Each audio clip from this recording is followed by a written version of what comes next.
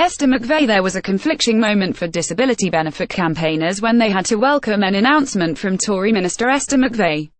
In a statement to Parliament last week, Ms McVey, Theresa May's newly appointed Secretary of State for Work and Pensions, revealed the government will not fight a recent court defeat over disability benefits.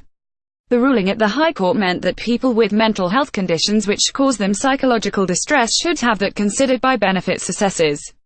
The rules were changed in March last year, meaning people suffering a whole range of conditions including anxiety, schizophrenia, PTSD, autism and dementia, could be expected to make and plan journeys without their condition being taken into account.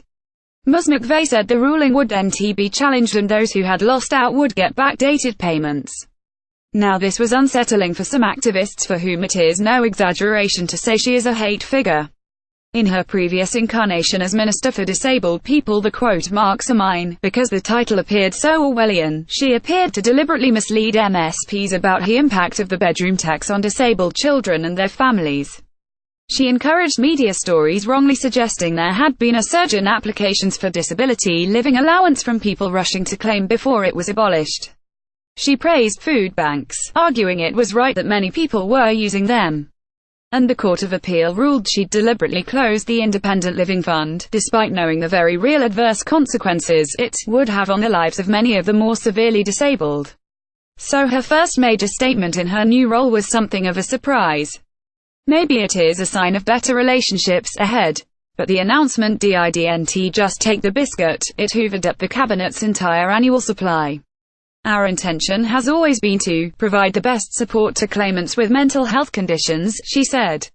Really, the High Court said this rule was blatantly discriminatory, and the government has suffered regular court defeats over the way it expresses such warm intentions. In 2013, the Court of Appeal ruled that people with mental health problems were disadvantaged by a system which took no account of fluctuating conditions. The government said it would appeal. Other court defeats have rejected rules which say disabled people must agree to work unsupervised, even where the consequences could be potentially catastrophic. It was reported last summer that the DWP spent £39 million in 2016 alone fighting cases against sick or disabled people who had appealed its decisions. So, the government's decision will be welcomed, especially by some 16,000 Scots who may now get back payments. But is this a new dawn for a minister and a government whose policies have been a human catastrophe for disabled people? That was the UN's verdict. Don't hold your breath.